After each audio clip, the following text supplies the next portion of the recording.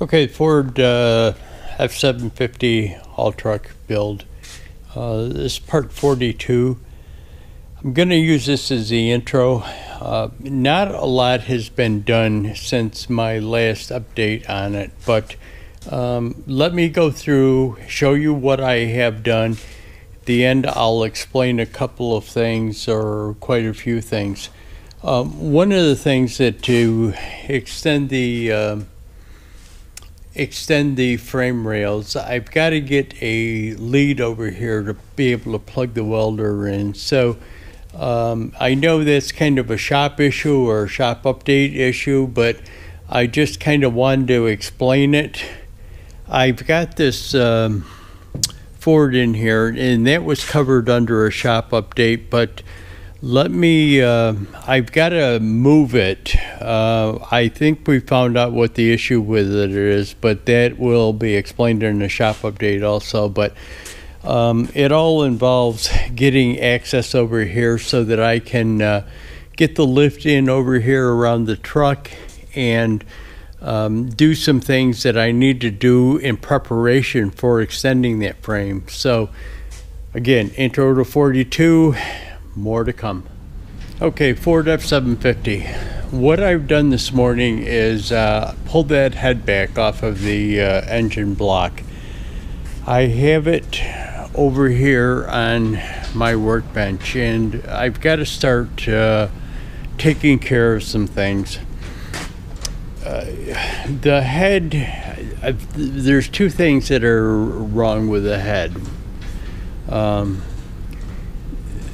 When I took the injectors out, some of the injector housings stayed in there, and I've got to get them out of the ports so that new injectors can go back in there. And there was a couple of studs, exhaust studs, that broke off.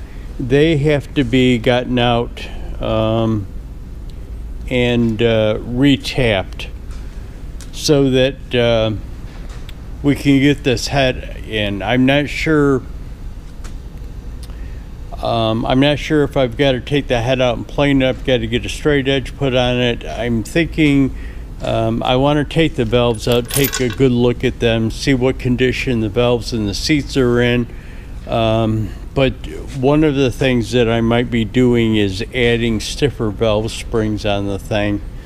I'm probably going to do a little work on the head, but first I've got to determine whether get these studs out okay and get those injector casings out okay. So then take a good look at the head before I start any work on it. Make sure the valves, well, the valves could be replaced, but make sure the seats are, everything are good. The other thing that I wanted to do is kind of why I started doing this is I'm going to pull the cab back off of it again. I'm going to pull the cab off and possibly pull the engine and transmission out of there so that well, the engine has to be rebuilt.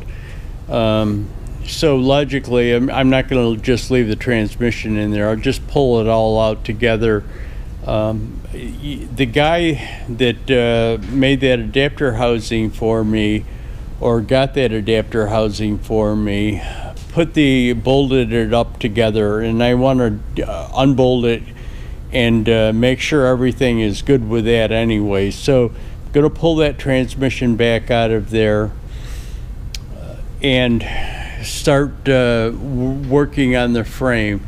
What I'll do is, just for a reference point, I'll mark that cab location, the back of that cab location, so I know where that I can put that extension in.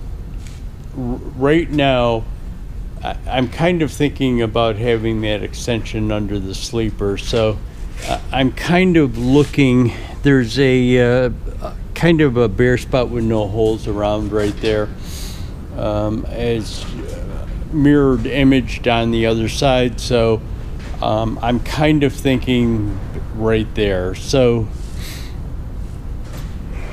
get the cab off, get this frame done, I've got to still get those gussets that are going to fit inside of the new frame rails, so I've got to get that.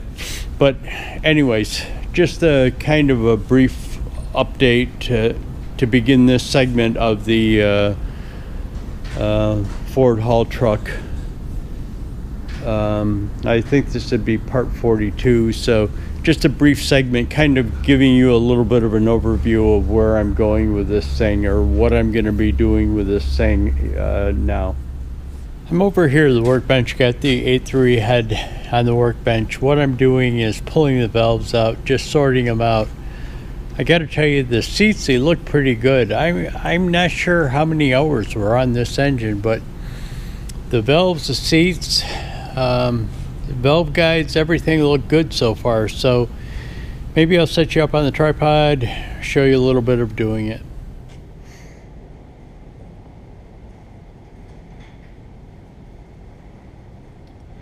What I did before I start taking them out is I go through it with a dead blow hammer and just kind of whack each one of them to kind of break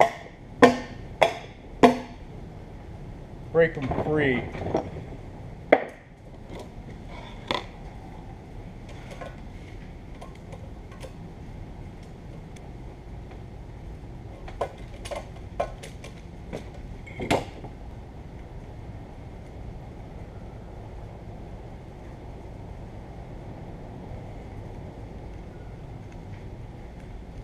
One of the things that I think I'll probably be doing is putting a little stiffer springs in. Little stiffer springs, especially on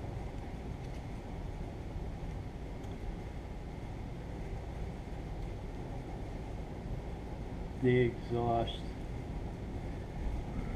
And why the exhaust is because I'm going to be putting an exhaust brake on the truck. They don't make a Jake brake for an 8.3, so I'll probably be putting an exhaust brake on it.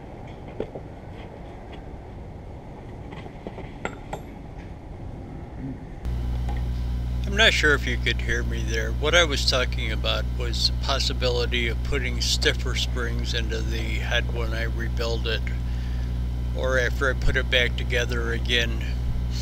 The reason why I would be doing that is I was saying that they don't make a Jake brake for the 8.3 Cummins, so I was probably going to be putting an exhaust brake on it, and it would probably be a good idea to put stiffer springs in, especially exhaust valve springs.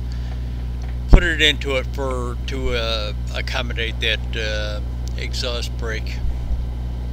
As you can see, what I did is I took a cardboard box and just punched holes in it, and putting the valves in order as to the cylinders I took them out of, so that if I do reuse this head, I can put them back in order.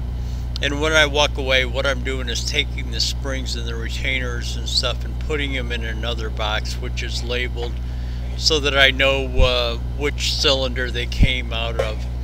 Not necessarily that the springs have to go back in there even if I reuse them, but they will be in order. I'll bring it back handheld and show you the other side, the seats. And here we are handheld.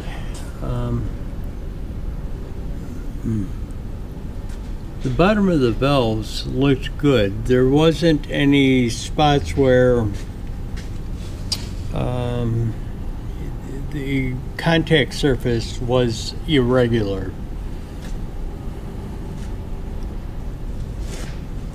So that's kind of what I've got. I'm going to flip the head over and take a look at the exhaust ports, see what we've got going on there. Now, I told you before that I have an issue with this head about the a sleeve on the injector getting stuck in there. It's stuck in 3 of the cylinders, and I'm having a hard time getting it out. So I've got to take a good look at this. I might not use this head. I might get another head, but until I determine that, I'm gonna keep kind of working on it, see what I can do. I've got to get them studs out. There's a machine shop not far from me that I'll stop over there and see if they've ever ran into this issue before. It's very possible. See, what I'm concerned about, I'm not really concerned about being able to get it out. I could always get it out with probably a drill bit or something. What it appears to be, it appears to be that there's a sleeve in that injector port that contacts the casing of the injector.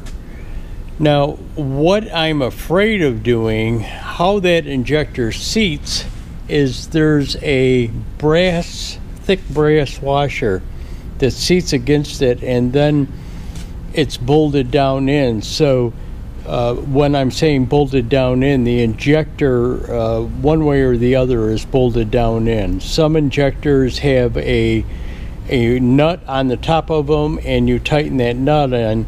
This one has little dogs with bolts that go down, and actually the dog fits over the top of the injector, and as you tighten the bolt down, it compresses that injector down into that port, the port being on the other side of these openings. How that seals is there's a copper washer, a thick copper washer that has a compression groove in it. So the copper washer just isn't a copper washer, it's got like a little compression groove in it. So as you stick that injector down and compress that injector down, it presses in against that copper washer, against the injector and the bottom of that injector seat in the head opening. So what I'm kind of concerned about is damaging that face, that smooth flat face on the back side of this opening where that washer compresses against. I don't want to damage it, or I'm not going to get a good seal. So I've got to pick some brains and figure out what's going on. Okay, I've got the head flipped over now.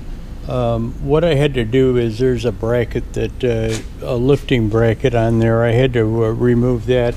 I also removed the valve seals, and this is what a typical valve seal looks like. This is a little different than other ones. Like the 5.9, the spring lands on the head, and there's just a little cone-shaped seal that goes over the top of the casting, a machined casting port where the valve goes down through. But there are valve guides in there. They're pressed in. I will check them. Again, I'm not sure if I'm going to use this head or not. I've got some issues with it, and it all depends on if I can work them issues out.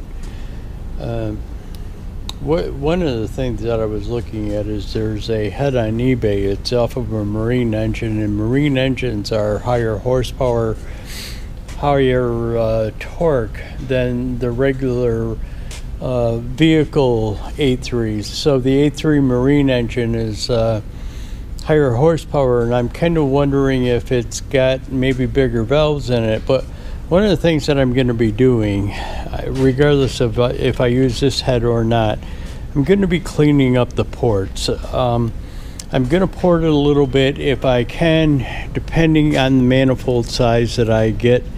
I've got a guy looking for a manifold for me, an aftermarket manifold, a little better flow. 8.3s are notorious for using to have a manifold issue. The exhaust manifold would always crack, but I just wanted to show you guys something. This is the exhaust valve, and it's a straight flow out through that exhaust valve. But you'll notice on the intake valve, and that port comes from the other side. Hopefully you can see that. I've got a light here. Let me just shine that in there. Not much of a light, but a light. You see there's a ramped effect going up there? Well, that ramp is for the airflow. Intake valves notoriously have a dead spot in them, like normally aspirated engines have a dead spot in them where the flow coming into the port will kind of skip over the closest side of the valve, or this side. The intake port comes in from this way, and it would skip over this side because the airflow would go that way. But what they did is they ramped it around so you kind of get a swirling effect into the valve, so you get more air coming through that intake valve that way. But what I'll do is I'll port them out a little bit, try and clean up that ramp, and try and smooth it out. Now, the other train of thought on porting is smooth ports or rough ports. If you have a normally aspirated engine, or an engine, a gasoline engine, where they do injection, not direct injection, but they inject it into the intake manifold, the train of thought is to keep them rough, because you want to keep that air fuel mixture atomized, and so you don't want to smooth it out. But where you have direct injection on like a diesel engine, I'm thinking smoother ports, better airflow, and do it. But I'll bring you back. I'm over here at the back of the Ford haul truck. I just took one of the frame rails down to a shop that's not far from me, and I'm not really sure why I never thought about this shop. Well, I really didn't know what they did until I got involved with it. Actually, somebody recommended them to make the inner liner or the gusset plates for the frame rail extension project. But I went down there today, and didn't really know what they did, and they had a bunch of trucks in there. I knew that they made bodies for like plow trucks, and added plows to trucks and did stuff like that, but they have a huge shop. It's one of those places where you never realize how big it is until you actually start walking around the place. As a matter of fact, how many people that actually worked for them. But they probably had about 6 trucks in there that they were converting into plow trucks for the county, huge trucks. You know what I'm talking about, big trucks. Dual axle trucks or 3-axle trucks. But anyways, when I was telling her this guy, the guy wasn't one of the welders, or he's like a parts guy, and I was telling him he's not the owner of the place, but he was just the guy that I was explaining about the frame rail to, and how I wanted the gussets or inner liners fabricated.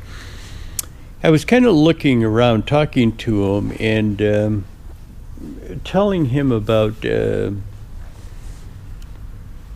wanting to add strength to my trailer, add another axle to increase the weight rating of it, but you couldn't do it because you had to be certified by the manufacturer to do it. And he says, "Oh yeah, we do that stuff all the time." And I says, "Well, wait a minute. Could you do a trailer? Because they do it for trucks. They recertify the truck for the weight rating of the truck by strengthening it, and they're certified to put stickers in the door with the DOT to up weight ratings of trucks." And I says, "Could you do it for a trailer?" And he says, "Well, we've never done one, but we probably could do it." But just kind of led to my quest for information on things. You know, I was kind of looking at the rear suspension of some of the trucks that they had in there, and they didn't have any air suspension systems because they were plow trucks, so they really don't need air suspension. They really, you ever driven a plow truck, you really don't give a shit about how the truck rides to begin with, because you're going to get beat to death in the thing. But it kind of started me in my quest to build the air suspension for the rear of this truck, and instead of trying to get a manufactured one, I actually want to try and build one myself first, just to do it. Just to say that I did it and I could do it, and that's what I'm going to do. I'm going to try and build the suspension myself. So that's what I'm going to do. I'm going to take them leaves off of there. I'm probably going to cut them and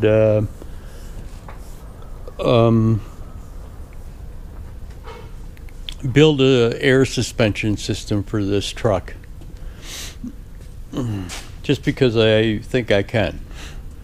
But in that same thing, it started me thinking about other things. You know, you're driving down there and it was kind of raining. Again, it's raining in the middle of winter in Buffalo, which is a very rare thing. But I was watching the wipers, and this truck doesn't have intermittent wipers on the thing. It's just got the old high-low speed type of a wiper thing on it. And this started me thinking about how that intermittent wiper thing works. Is it kind of a rheostat type of thing? No, it's not a rheostat. Couldn't be a rheostat. That would slow the wipers down, but it wouldn't stop them from cycling like every 2 seconds. It could slow a rheostat could slow it down, but it wouldn't stop it from working for like a couple of seconds or 5 seconds or however long it is between cycles on a intermittent wiper system. But it kind of got me wondering how that intermittent wiper system works. Is it a function of the computer? Does the computer generate that thing, or is there a little box that controls the wipers? So just my obsession with not knowing stuff, wanting to figure out how stuff works. But anyways, the rear axle, probably going to build that suspension system myself. Okay, so the frame rails for the haul truck, these are the extensions. I had mentioned in another video that I was going out to have a guy bend some things up. I took him to him on a Friday morning, and he told me, he says, I don't think we probably are not be able to get to him until the middle of next week. 2 o'clock in the afternoon, he calls me up and he says they're done. Says that they had another job that they couldn't do, so they decided to bend these things up for me.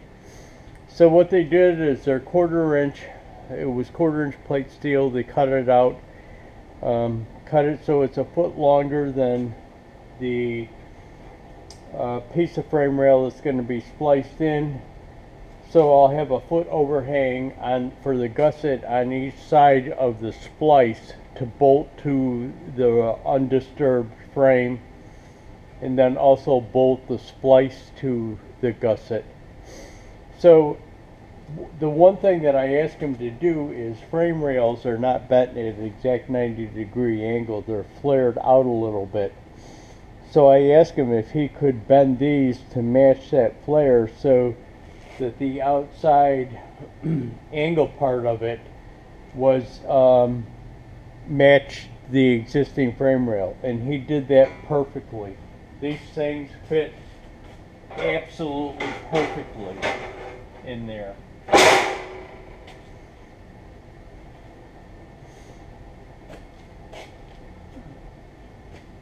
There's hardly any gap now. The one thing that I'll have to do is I'm gonna coat that inside, the inside of the frame rail and the outside of the channel, let's call it, that I had built, the channel or gusset that I had built with that PRB 15 or whatever it's called. I forgot what it's called. I can never remember the name of that stuff, but that frame paint that I used, or that rust inhibitor paint that I had used on the rest of the frame, I will make sure that that gets coated, because once that thing gets bolted up, you'll never get to it again. And it's going to be a spot where double frames are always a spot where stuff gets in between them. So you'll make sure that that gets coated really good before I put that together for the final assembly. But anyways, there it is. All I've got to do is I'm going to pull the cab off of the frame, and I've got to get that electric run over there so that I can have the welder hooked up over there. But I'll bring you back. At least I've got that. It's a step in the right direction. Okay, so I told you I'd bring you back and kind of discuss some things. And what it is I had talked about some things in another video, some personal issues that are going on in my life with my wife's health, and complications that could be coming up about that. That take time. You know, it's kind of mentally challenging to deal with these things, and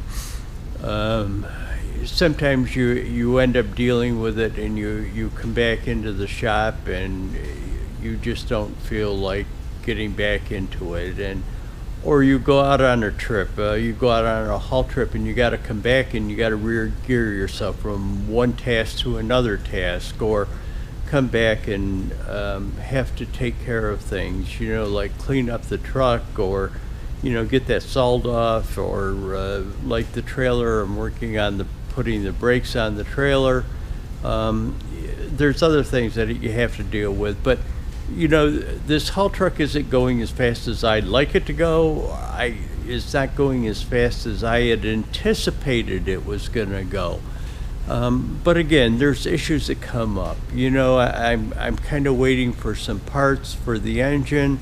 But then again, having those parts is not really holding me up. I've got other things that I have to do also. So it's just gonna take a little while, but trust me, the thing will get done. One of the other problems that I kind of addressed, or not a problem, but an issue that I kind of addressed in one of the clips of the video is, you know, sometimes you change your mind about the way things are going to go. Other times you're kind of stymied by how things work and how you're going to add things to this truck. Again, like the intermittent wipers, or cruise control, or stuff like that. I really, really, really do not want to add a computer module to this truck. My whole kind of focus onto this truck was keeping it old school. No computer modules. So that's where I want to stay. But you know, I'm uncertain of how some things work. So that is my main goal. No computer modules in this truck. Old school stuff. P-pumped engine, old school. I'd like to keep it that way. But I might have to explore avenues to get around that. So just bear with me. It will go. The progression will go. As you can see in the background, the lift is over there. I'm working on some of that electrical stuff that I had mentioned that I need to do. So we'll bring you back next chapter. Hopefully next chapter will include putting those frame rails in. So thanks for watching, guys. Hit that like button, subscribe.